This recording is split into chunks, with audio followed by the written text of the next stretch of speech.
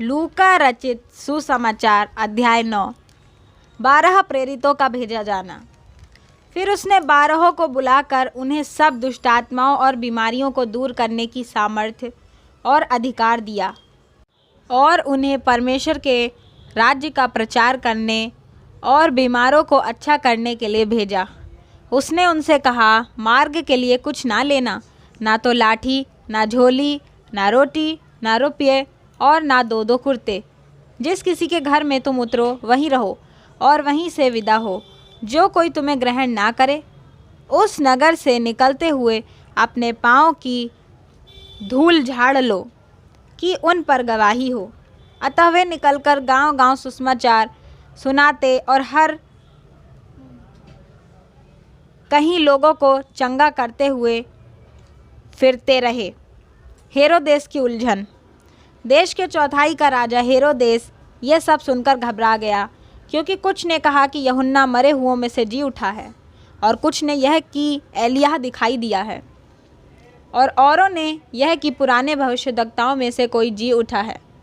परंतु हेरोदेस ने कहा, यूहन्ना का तो मैंने सिर कटवाया, अब यह कौन है जिसके विषय में मैं ऐसी बातें सुनता हूँ। और उसने उसे देखने की इच्छा की। 5000 पुरुषों को खिलाना। फिर प्रेरितों ने लौटकर जो कुछ उन्होंने किया था उनको बता दिया, और वह उन्हें अलग करके बैतसैदा नामक नगर को ले गया। यह जानकर भीड़ उसके पीछे हो ली, और वह आनंद के साथ उनसे मिला और उनसे परमेश्वर के राज्य की बातें करने लगा, और जो चंगे होना चाहते थे उन्हें चंगा किया। जब दिन ढलने लगा तो 12 ने आकर उससे कहा, भीड़ को विदा कर कि चारों ओर के गांव और बस्तियों में जाकर टिकें और भोजन का उपाय करें, क्योंकि हम जहां सुनसान जगह में हैं। उसने उनसे कहा,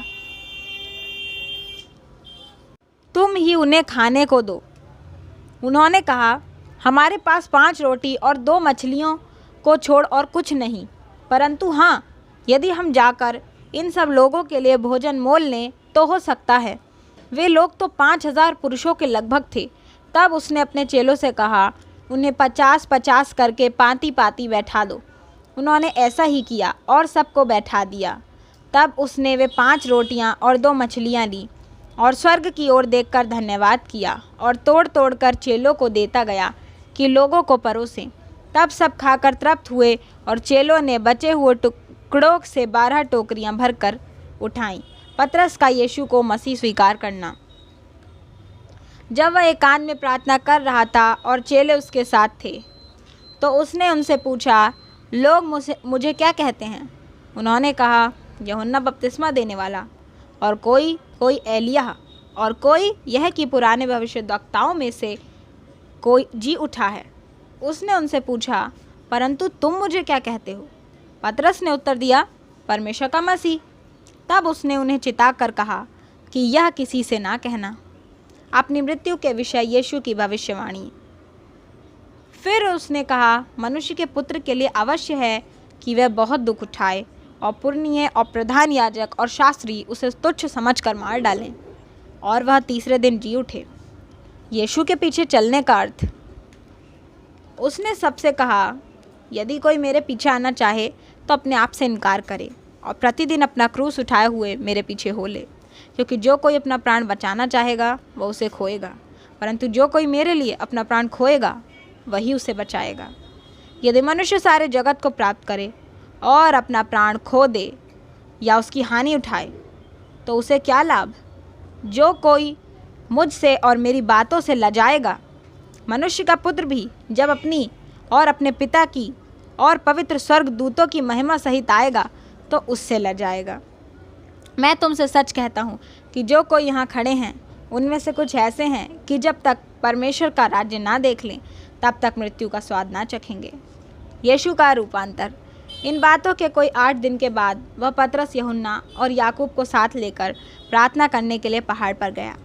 जब वह प्रार्थना कर ही रहा था तो उसके चेहरे का रूप बदल गया और उसका वस्त्र श्वेत होकर चमकने लगा। और देखो, मूसा और एलिय्याह, ये 2 पुरुष उसके साथ बातें कर रहे थे। ये महिमा सहित दिखाई दिए और उसके मरने की चर्चा कर रहे थे, जो यरूशलेम में होने वाला था। पतरस और उसके साथ ही नींद से भरे थे और जब अच्छी तरह सचेत हुए तो उसकी महिमा और उन दो पुरुषों को जो उसके साथ खड़े थे देखा। जब वे उसके पास से जाने लगे तो पतरस ने यीशु से कहा, हे स्वामी, हमारा यहाँ रहना भला है, अतः हम 3 मंडप बनाएं, एक तेरे लिए, एक मूसा के लिए और एक एलिय्याह के लिए। वह जानता ना था कि क्या कह रहा है, वह यह कह ही रहा था कि एक बादल ने आकर उन्हें छा लिया और जब वे उस बादल से घिरने लगे तो डर गए। तब उस बादल में से यह शब्द निकला, यह मेरा पुत्र और मेरा चुना हुआ है, इसकी सुनो। यह शब्द होते ही यीशु अकेला पाया गया और वे चुप रहे और जो कुछ देखा था उसकी कोई बात उन दिनों में किसी से ना कही। दुष्टात्माग्रस्त बालक को चंगा करना।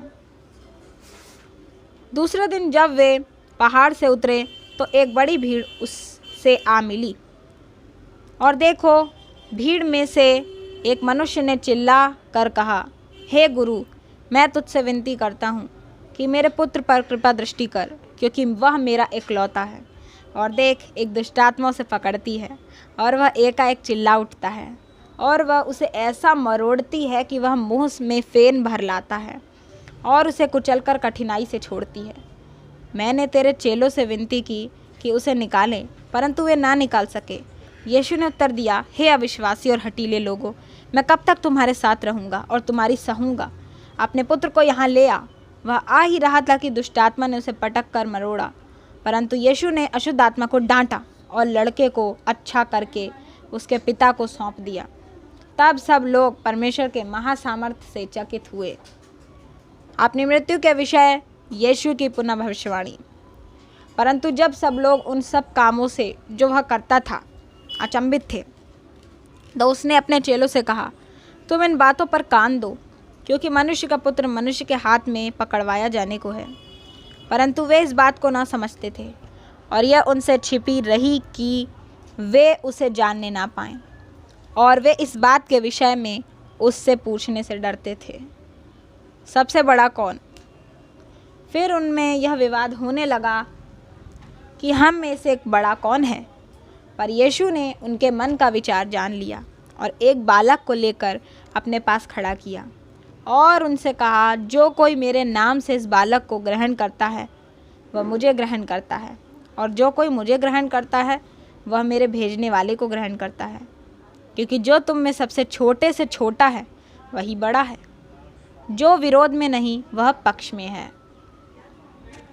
तब यूहन्ना ने कहा, हे स्वामी, हमने एक मनुष्य को तेरे नाम से दुष्टात्माओं को निकालते देखा और हमने उसे मना किया, क्योंकि वह हमारे साथ होकर तेरे पीछे नहीं हो लेता।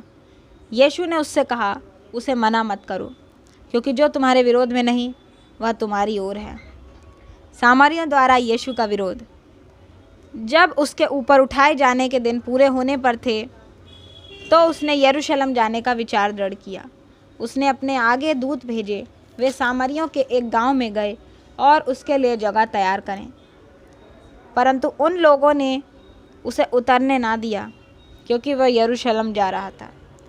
यह देखकर उसके चेले याकूब और यूहन्ना ने कहा, हे प्रभु, क्या तू चाहता है कि हम आज्ञा दें कि आकाश से आग गिरकर उन्हें भस्म कर दे? परंतु उसने फिर कर उन्हें डांटा और कहा, तुम नहीं जानते कि तुम कैसी आत्मा के हो, क्योंकि मनुष्य का पुत्र लोगों के प्राणों का नाश करने नहीं वरन बचाने के लिए आया है। और वे किसी दूसरे गांव में चले गए। यीशु का चेले बनने का मूल्य। जब वे मार्ग में जा रहे थे तो किसी ने उससे कहा, जहाँ जहाँ तू जाएगा मैं तेरे पीछे हो लूँगा। यीशु ने उससे कहा, लोमड़ियों के भट्ट और आकाश के पक्षियों के बसेरे होते हैं, पर मनुष्य के पुत्र को सिर धरने की भी जगह नहीं। उसने दूसरे से कहा, मेरे पीछे हो ले।